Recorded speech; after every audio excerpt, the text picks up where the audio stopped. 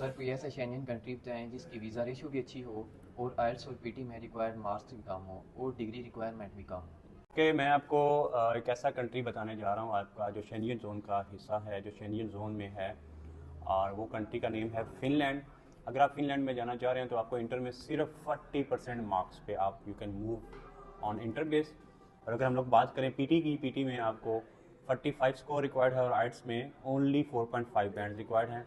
और bank statement इस country में अगर आपने जाना है, बैंक स्टेटमेंट आपको 40 to 45 लाख की बैंक स्टेटमेंट चाहिए है।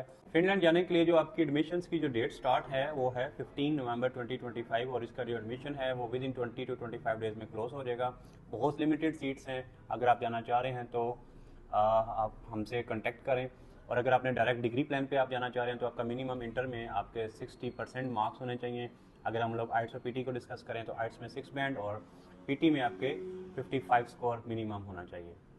सिमिलरली अगर आपने मास्टर बेस पे जाना चाह रहे हैं तो आपको बैचलर में 60% मार्क्स रिक्वायर्ड हैं। आइट्स पीटी की रिक्वायरमेंट सेम है। बैंक स्टेटमेंट 40 to 45 लाख चाहिए है। अगर हम वीज़ा रेशो की बात करें तो 90 to 95% इसका वीज़ा रेशो है करंट। फिनलैंड में जाना है तो आपको सबसे मेन चीज़ वो ये मैं आपको बताता जाऊँ कि इस कंट्री में आपको स्पाउस अलाउ है। मीन टू से आप अपनी फैमिली के साथ फिनलैंड में इजीली जा सकते हैं। दूसरी बात यह है कि आप स्टडी के साथ साथ आपको वर्क भी अलाउ है।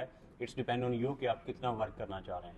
और अगर आप फिनलैंड में जाना चाह रहे हैं तो आज ही हमारी team white stone consultant Hafizabad से कंटेक्ट करें और अपने एडमिशन को सिक्योर करें। Thank you so much.